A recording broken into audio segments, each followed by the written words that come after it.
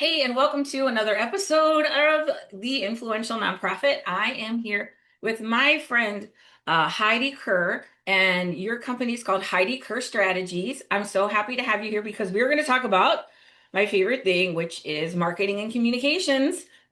Yay! Me too. My favorite thing. What a Yes, coincidence. that is my background, and so I'm excited to get into it and get your perspective on things. Let me give you a quick intro.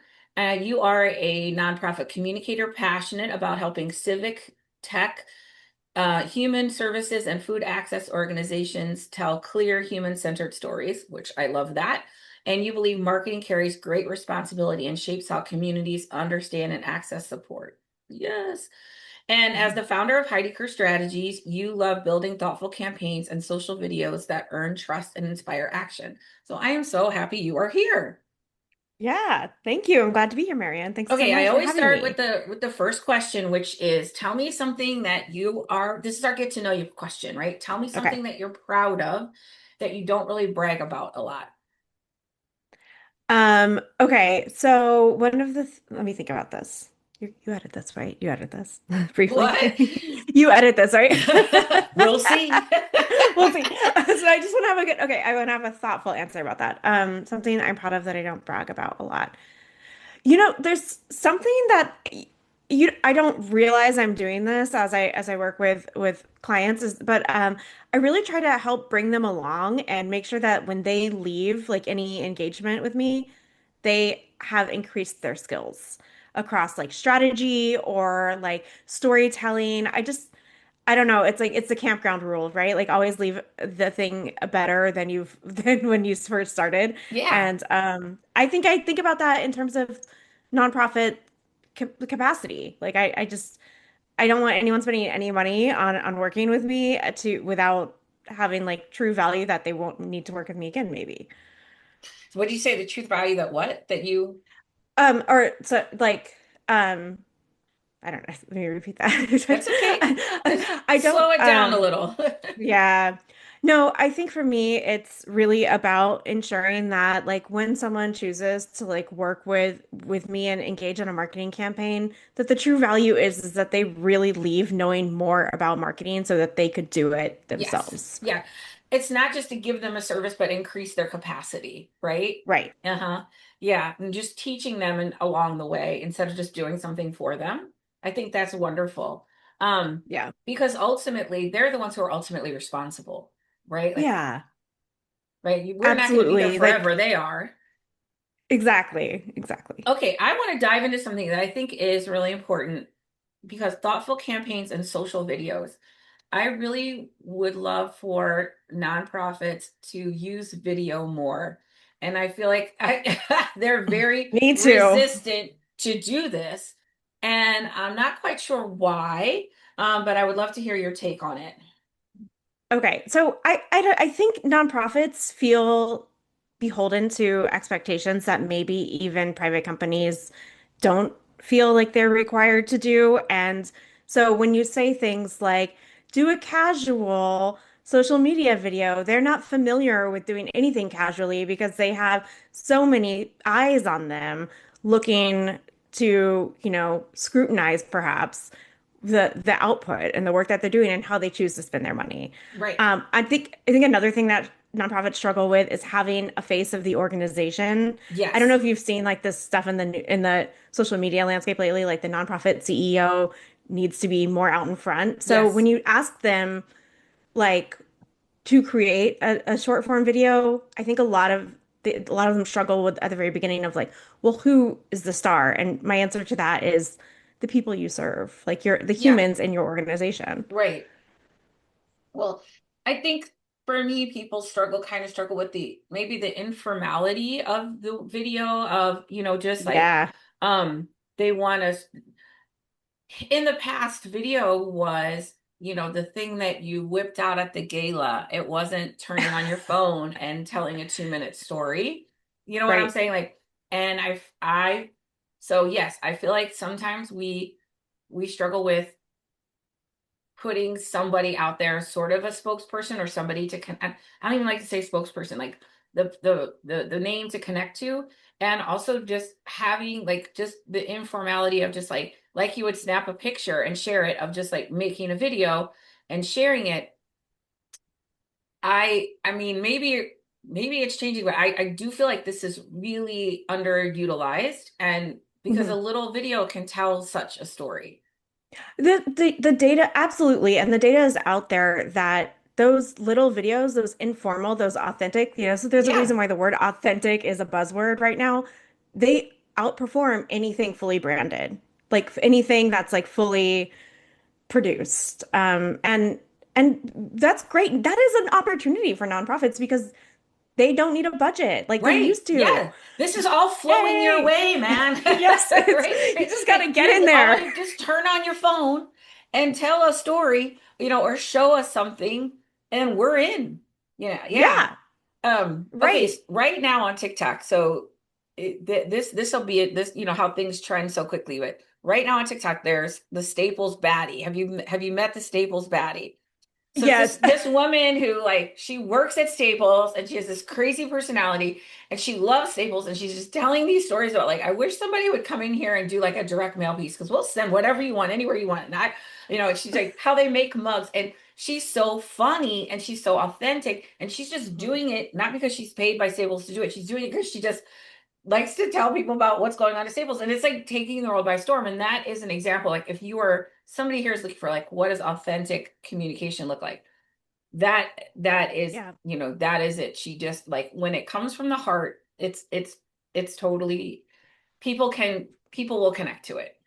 right. You could start with your staff, you could start with volunteers, you could start with donors. Just ask, why, what draws them to your organization, what they're Yeah, excited about. yeah, and I think, and people love to tell that story.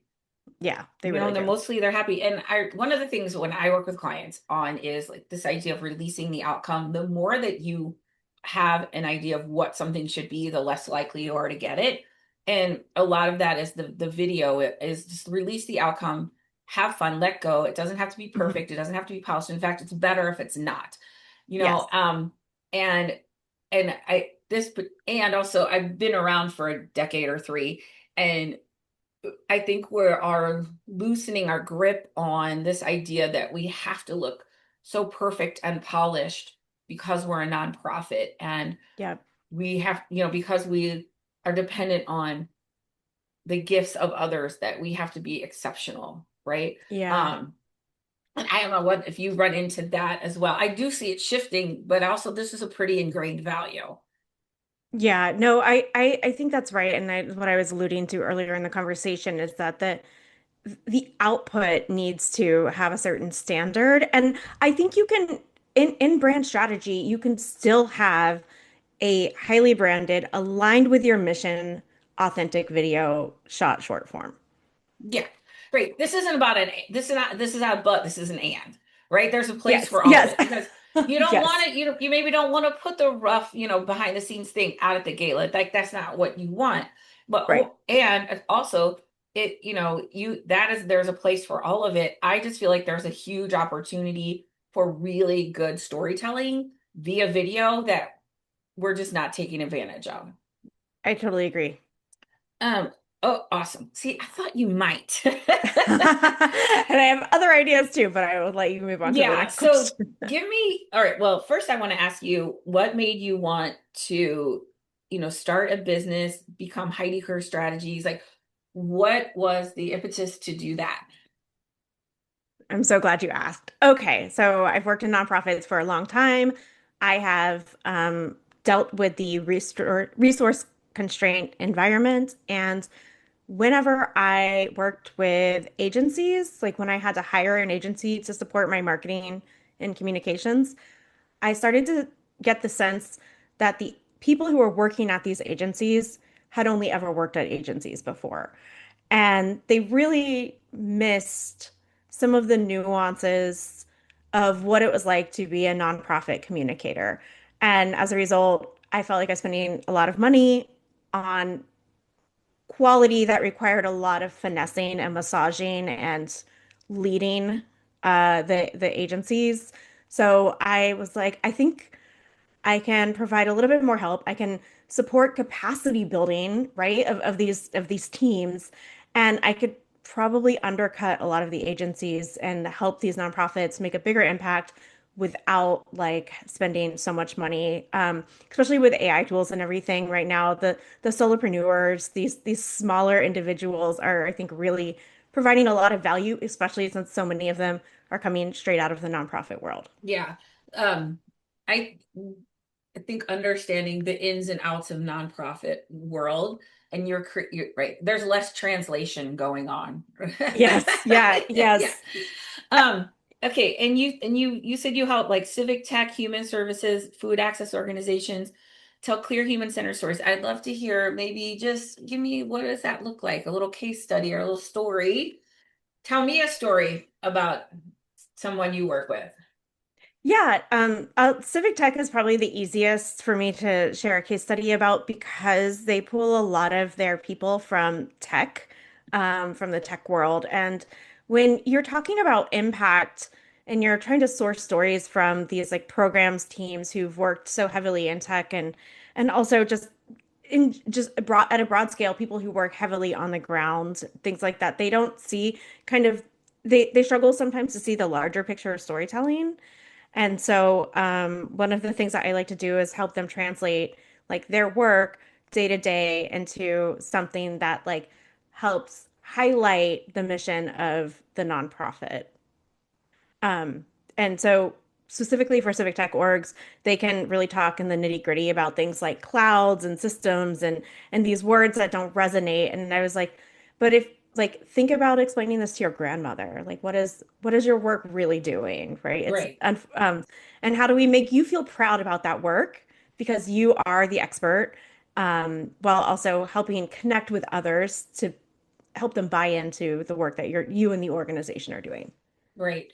And I'd love to hear a little bit more because one of the things that you say is you love building, or sorry, that marketing carries great responsibility and shapes how communities understand and access support.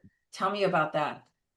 Yes, so it's really hard to say that you're a nonprofit marketer because a lot of times nonprofits feel, I think, at the beginning a little skeptical because marketing, when I talk about marketing carrying great responsibility, it's because we do actually have data. We do use a little bit of psychology. We know about users and their behavior. And so, one of the things, what was the second part of that? Hey, puppy. What was the second part of that question? No, it just the idea of like and shapes how communities understand and access support. Right. Yeah. So, oh, okay. Keep Yeah. going.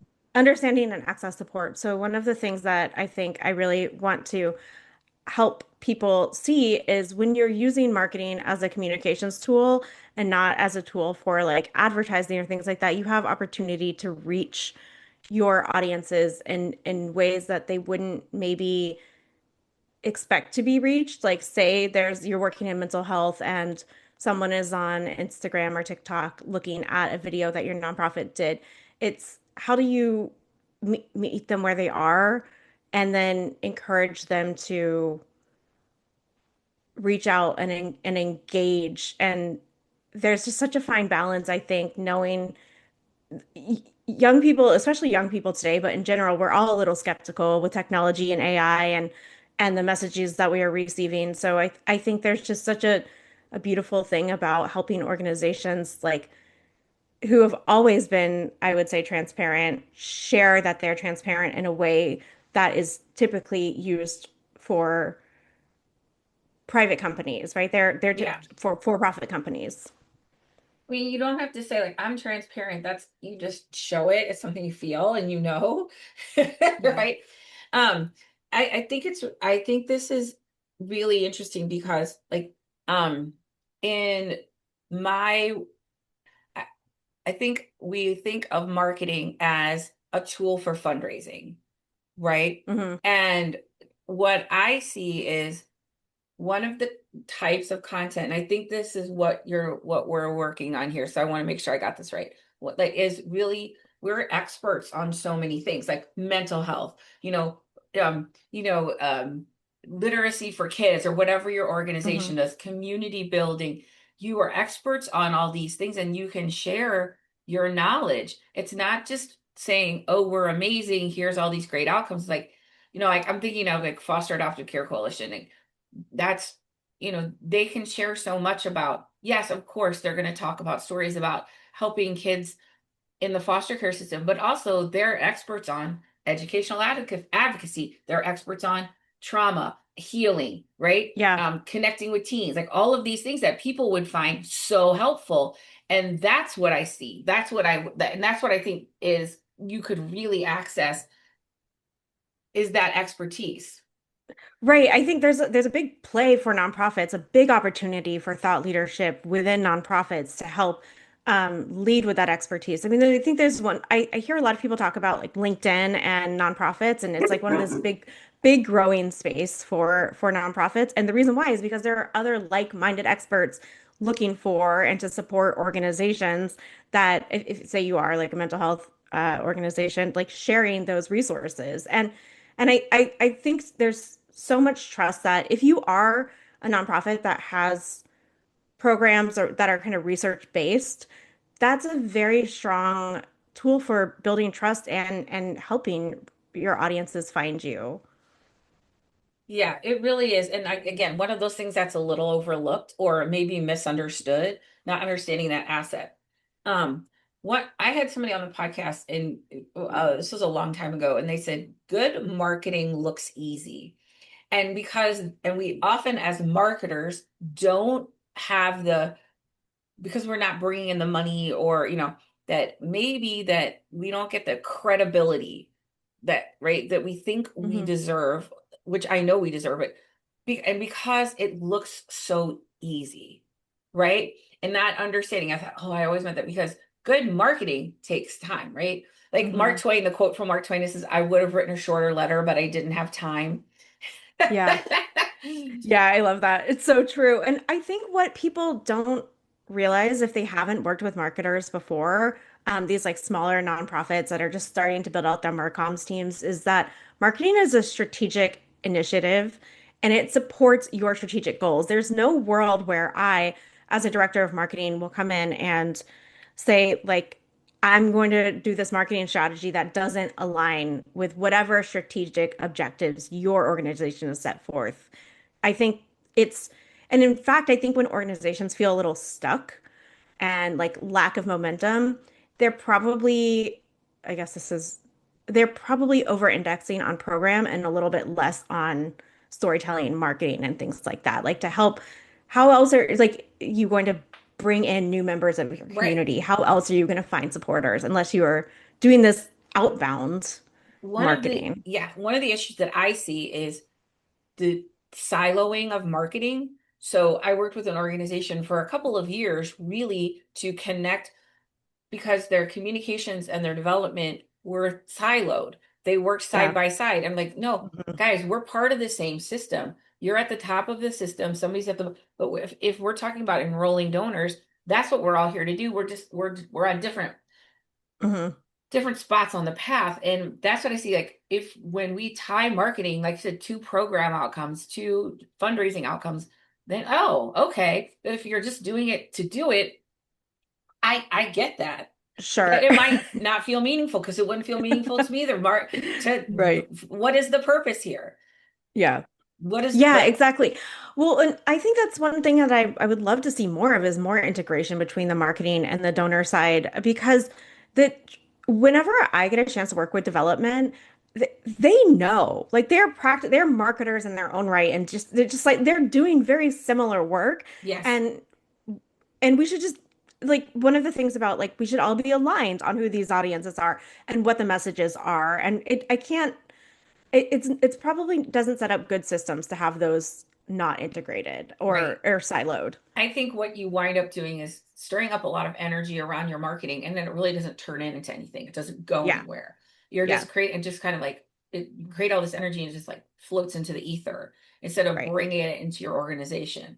Um, And what? No, go just ahead. what really excited me about that is like when you talk about floating into the ether, like one of the things that marketers do really well is like we look at the data, we have the receipts, we can kind of show like the impact of this activity and we can adjust. We can adjust our campaigns. We can adjust our Yeah, strategy. and it's so much easier than it was. Like because I've been around, like I started in '92, so that was, our marketing was spray and pray, right? That's Yep. like, Yeah. you just mail it and see. No, the only data is like who sent it back. We didn't know who Yep. opened it. We didn't know who read it. We didn't know who told a friend about it. And so now you have all of this data to be able to say hmm again at our fingertips, again, not really costing us anything to be able to Yeah. access. One of the things I Yep. do want to talk with you about is storytelling. Um, um, and I just would love to know your philosophy and how you help organizations tell good stories. I always center on the human impact and the feelings, those emotions for like why we're doing this. We're all kind of these like biologically driven creatures. And so I try to focus, like identify a story bank, right? I think all organizations should have a story bank, like who are understanding who their personas are, who their target audiences are, and what stories are going to resonate, and then So helping them. let's go back. So what is a persona? Oh, yeah, a persona. These are kind of these generalized personas of your target audiences. So a lot of times when marketers work with personas, they can be things like of various levels of donors. They can be various levels of supporters, maybe a volunteer, maybe you're doing some type of political advocacy, maybe that person is a persona. And what we try to identify is their wants, their needs, their behaviors, and what it is that they're going to engage with you on, like how um, they will best react and engage with you. Okay, and then target audience. So the personas are then become your target audiences, right? They're an Yes, individual that represents the bigger audience. Hmm. exactly. And from there, we really try to craft stories that resonate with them. And story banks are a great opportunity to do that by kind of going around to your programs teams and asking, what are some stories of impact? What are some data points that we can also use? What are, and they don't have to be case studies. They can be really short. Like so and so came into the food bank today and they said that our program to our wraparound resource program referred them to another resource that really was helpful. Like that's a story. And then Right. from there, you take that story and you get it in front of the right people and start building out a strategy that supports organizational goals using those stories. And one thing I can't not talk about is ethical storytelling and trauma informed storytelling and the importance of ensuring that you're not having people perform for their poverty and that you are doing these things in a way that empower the source of your story. And tell me a little bit more about that. We've talked about it before on the podcast, but it's been a little bit. Tell me a little bit more about what it means to, um, like what it means to tell an ethical story and to tell some, because I feel like program people really struggle sometimes to share stories because they're afraid. They don't want, exploited. They're protective of the hmm people they serve, which of course, Um, so I think language could be helpful, um, in also in encouraging those, your sources, to share hmm stories. Yeah, so I think there are a lot of experts out there doing really great work on trauma informed storytelling. So I myself am still learning and trying to follow along. But one of the things that I always try to keep in mind that I learned is like you never want the process of receiving the story to re-traumatize the person who owns the story owner. So I often wait, or I would suggest waiting until they volunteer these things, or ask it in a way that is just not going to cause harm when you're trying to source the story. Like, don't say things like, why are you coming to the food bank? But like, maybe reframe the question for like, how has accessing our services at the food bank helped you in your daily life? And then another thing that I think about is making the story owner the hero, right? Like, we as nonprofits, as mission driven individuals always want to empower. And I think making sure that those individuals who are receiving our services are empowered through life and showcasing that is Yeah. one of the things that I would focus on. It's so interesting because I'm watching videos of on TikTok of this woman who goes to the food bank and she documents, and it's I think it's in Florida because it's all in cars. They don't get out of their cars, and there's Hmm. lines and there's certain things like and people put food in her trunk, and then she'll come home and she'll show what she got at the food bank, what she's going to do with it. And her goal is to reduce the stigma of accessing a food bank, right? Yes. And that she's a regular person, right? Like, and she just, and Hmm. at this time in their life, they are accessing the food bank. And I just love that. I'm like, I don't even know if this organization knows, because she never mentions what is this organization knows what she's doing, right? If they have any, because they should, you know what I mean? Like, Yeah. this Yes. is great Yes. idea of a great partnership here. Hey, if you want to, because some people are really comfortable with that. Some people want to tell a story because it Hmm. allows them to give back. If that's the one thing I can share is my story in hopes that it can benefit somebody, then I want to benefit. And usually I think you can find enough people who are excited, who want to share. That's part Right. of their healing is Right. sharing. That you like don't worry about the people who want to share. That's fine.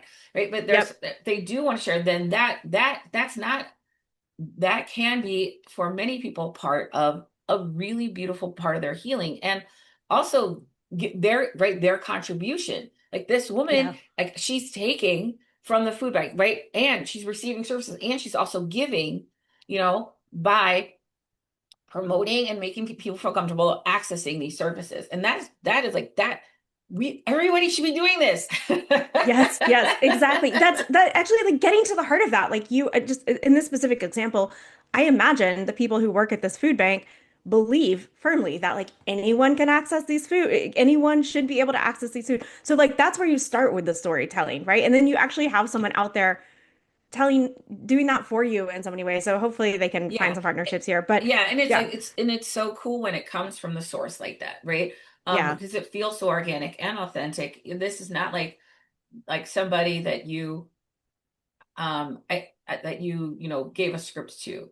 And right. I think that's part of it is like releasing the outcome is letting them say things, like not controlling for everything, right? Just letting them I have love their that. editorial Yeah. right, their own editorial stance, and like um nothing like I'm sure there's boundaries around that, but also just like she's saying what she wants to say about it.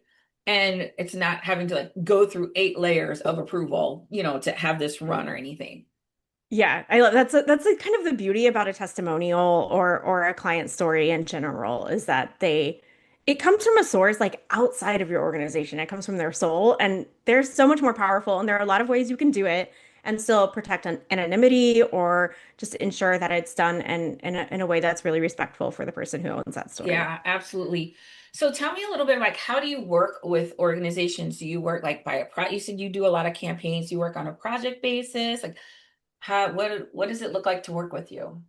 Yeah, that's a great question. One of the things that I think I hear from a lot of my clients is that I ask a lot of really thoughtful questions to really try to understand that the work they do and their goals and their outcomes. And in that kind of exploratory session, I think I'm able to help them more clearly articulate why they're choosing to partner with me on campaigns and hopefully feel a little bit more confident in that. And then, as I mentioned, I really do focus on capacity building. I like to create systems that, like, I was just speaking with a client who owns a nonprofit bike shop, and they said that like they use the same templates that I set in place for their first campaign. They're able to reuse it for future campaigns. So anything that I can do to help people to help make campaigns easier and something that I think I try to help when you're in it, when you're building out all of these projects and these emails and these social medias and things like that, is like I try to, as the strategy part of my job is to help align and orient toward big picture always. Yeah. Okay, so give me an example. I'd love for you to tell a story of just a campaign or something that just your favorite, like the one thing you just love to share. Okay. Okay, well, this is just top of mind. I reached out to a client when I found out that they were looking for a Giving Tuesday, someone to support them with their Giving Tuesday campaigns. And It just happened to be the type of thing where they really were starting from zero. And I didn't know that at the time when I was reaching out. Oh, so you haven't done a Giving Tuesday campaign before. I thought I was going Oh, to help you okay. optimize. And and working with that, like I was able to help them set up their key audiences, help them really articulate and mature their donor strategy in a way that I was not expecting. I thought maybe they would have had a little bit more background on that.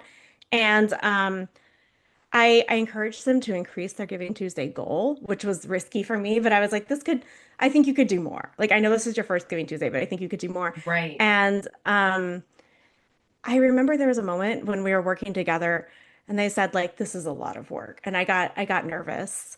But then I actually just did a retro with them and they were like I felt so supported and I felt so Oh, yeah and they're like you had like a clear direction. You like took us through it and it was worth it because of all of the takeaways, the infrastructure that we put in place. And they like doubled their goal. Like it was there you great. go. So And yeah. you know, and it can feel like in the beginning, if you've never done it before, and you're like, oh my God, this feels like a lot of work. It's like, okay, well, help me understand what that, like walking them, Hmm. holding their hand through that adjustment. Because it Yeah. can, if you've never done it before, of course, it can be a little scary, you know. Campaigns are a lot of work. I'm not gonna. That's why it's help. But that's why I like coming in though. Like I like Right, coming in right. and taking a lot of that off of their plate. Yeah, yeah. And also increasing their capacity and their knowledge and their ability to maintain what you created, right? Yeah. Because and that it we we could run businesses where we create codependent relationships and people can't function without us, but that's not what we're here to do. We're here to I'm not here for actually that. help people grow and grow their Hmm. capacity. And that's what I love. And that is such a great thing. Like if you, somebody who's listening to this, are looking for a partner, look for people who are going to help you build your capacity, who are going to take the time to teach you, coach you, and also help you through the ups and downs of it all, the overwhelm. It can get Oh yeah. overwhelming, and that's okay. That's part of the Hmm. process. Okay, Yeah, anything else you absolutely. want to share? Um, Any burning n- wisdom you would like to I share? I think my goal for 2026 is I would love to see more nonprofits try with the short form video. Let me resay that. I think my Yeah. goal for 2026 is I would love to see more nonprofits try with the short form video. Hmm. Yeah, that's a really important thing to me. Get out there, try to identify stories, edit it on your phone, have your intern do it, see what happens. Yeah. See your response from your Just board, from your try. community. Yeah, yeah, Exactly. Try it. yeah. Just try it, and don't worry about it, what just try it. Just get out there and just jump in the pool, see how it feels. Yeah. Um, I think there's some nonprofits that are doing this really well. And I would encourage people, like, if you see somebody you like study them, and see if you Mhm. like. Okay, I always end on the last question, which is, now you're in Sacramento, right? I'm in on a cold day in Sacramento. I'm on a hot day in St. Louis. I can't believe it's February and it's 70 degrees and I'm sweating, especially when it was so cold here. We have a big Mardi Gras in St. Louis, so when we're filming this, it was Mardi Gras on Saturday. It was so cold and rainy Oh all no. day long. Now we are at 70 degrees on Wednesday, first day of Lent. But Missed it out. yeah, so if you're ever in St. Louis or I'm in Sacramento and we're at a karaoke bar, what is your go-to number, Heidi? What are you singing for me? I'm a third eye blind 90s alt rock. It's probably Semi-Charmed Life Oh, because that's a it's good complicated one. and fun. Yeah, that's a good one. That's What got, about you? oh, honey. Well, that's it's a long answer, but if I had a big room and one number, it would be All That Jazz from Chicago. Oh, So that's a that I good can I answer. can I can hit that one. So, and I've been doing it for years, and so, but I have a lot of them. I like new stuff. So I was like Dua Lipa, and like Yep. I used to do Zumba, and I would sing these songs. My friends were like, "What is this song?" I'm like, "I don't know. We do it in Zumba." So I like to always to try new stuff. I like the newer stuff. I like 80s stuff. I like show tunes. I like everything. But for a Uh, long time, it's Dua Lipa Levitating. I like that one too. So I'm levitating. That's a good yeah, one. yeah, that yes, the Dua Lipa got my husband and I through COVID. Like that, like there's some songs that just like that were our therapy. Yeah. Oh, I love that. Yeah, Yeah. great question. Love that so Yeah, much. well, Love I love karaoke. karaoke. It's such great self-expression. People kind of Hmm. poo-poo it, but it's like when we talk about just trying, releasing the outcome, being authentic, and stepping into discomfort, that is an example of what that can look like. And the same thing with the videos and things, stepping in just when somebody told me once you can't be nervous when you're in service. So just get in service to people and make a Oh, I video. love So that. Heidi and I are saying, everybody who's listening, go make a You video. can do it. You It's can so do it. easy. Yes. Test and learn. Try it out. Okay, if people want to connect with you, I'm assuming you work with people all over the country, right? Yes. Yes. Yeah, yeah. Yes. So if people want to connect with you, what's the best way to reach out for you? Reach out to you. You Yep, you can find me on LinkedIn, Heidi Kerr, and you can go to my website, HeidiKerr.com, to learn more about how I support nonprofits. And all those show notes, all the links and stuff will be in the show notes. So you can find it if you're driving, you don't have to pull over. Heidi, it was so great to have you. I always It love was so having nice guests. being It's my new best here. friend. Yay. Oh, yes, I cannot wait to be in St. Louis one day karaokeing with you. We will tear it up. Yeah. Talking nonprofit marketing and You karaokeing sounds like a bet. dream. All right, sister. Thank, Thank you so much for spending time with me today. thank you so much, Mariana. Really a pleasure. Okay, and that's it for this episode of the Influential Nonprofit. As always, if you want to connect with me, my link is in the show notes as well, and we'll see you next time.